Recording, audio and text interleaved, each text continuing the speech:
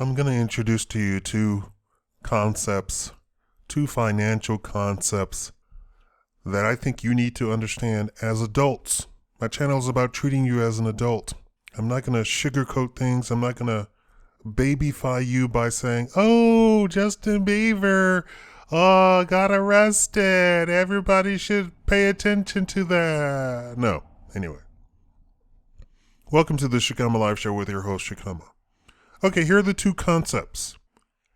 Disinflation versus deflation. They sound almost the same, right? In fact, I bet if I asked 1 million Americans to define those, they would have absolutely no clue what I was talking about. I'm going to put it into simple terms so that I'm going to capture even the most unintelligent American and bring them up to the level of intelligent on this subject. You see what I did there? I'm going to make you look smart. Disinflation is simply prices dropping. Deflation is the economy going into the tank, meaning no jobs, nobody buys anything, nobody saves money. That's deflation. Deflation bad, disinflation good, right? Because what happens in a disinflation, this is at least my conclusion, the dollar gets stronger, which then means that you, as American citizens, are able to purchase more items with less dollars, right? That's what the dollar getting stronger means. That means that a candy bar, which was $2.50, is now $1, which means then you can buy what? 2.5 more candy bars. So if your thing is not candy bars, now you can pay rent. Now you can afford all the power that you want. Now you can afford all the water that you want in your house. Your bills are cheaper. That's disinflation. And it sparks an economic boom. I ventured outside of my house the other day in Osaka, and I saw that gas price was $1.50. I almost ran out into the street screaming. I'm joking, but I was pretty shocked. And I said, how long has it been that way?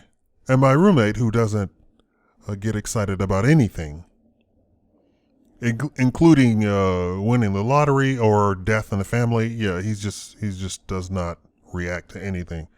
Oh, that just happened. And I said, but no prices have come down. So what does that tell you?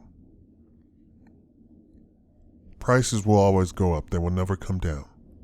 It doesn't make sense because I believe in the middleman area, prices do come down. Why the middleman area? Because getting stuff from the manufacturer, going to the middleman, that's all the trucks and stuff like that and all those people, the middleman doesn't have to pay as much. The trucks don't have to pay as much for gas. Transportation itself becomes much cheaper, which should mean all of the goods should become cheaper, but they're not.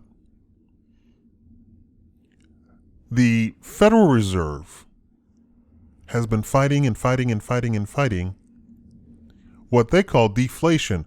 Of course, it's actually disinflation, right? Since we already know what disinflation versus deflation is, right? They said they're fighting deflation. No, they've been fighting disinflation and causing deflation. Out of work, no money, people don't buy stuff.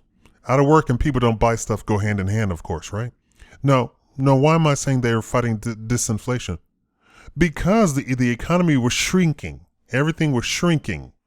People were losing jobs.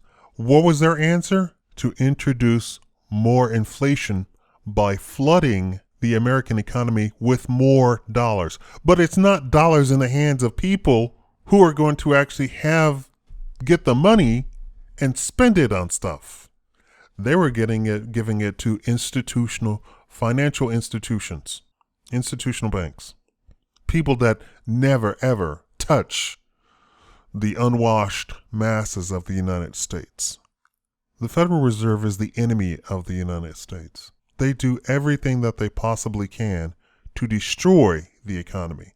They have never, ever in their history defeated deflation, and they have been the enemy of disinflation.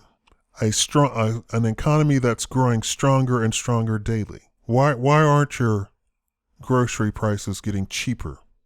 And I mean cheaper on the order of 3 times cheaper.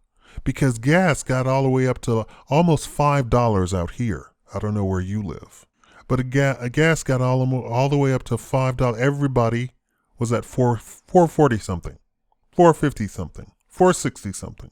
Now it's at $1.50, but my milk isn't cheaper. My orange juice isn't cheaper. Now, orange juice would be something, right? Because we don't have any orange trees out here. We have to pipe those in. And what's ironic is my milk isn't cheaper. We have an actual milk, a huge dairy farm out here. And this is where our milk is coming from. But is it any cheaper? Nope, not cheaper at all. Not even close. Nothing is going down. So now you have 2 new concepts that you can rattle off in front of your friends and say, oh, you know the Fed is fighting disinflation.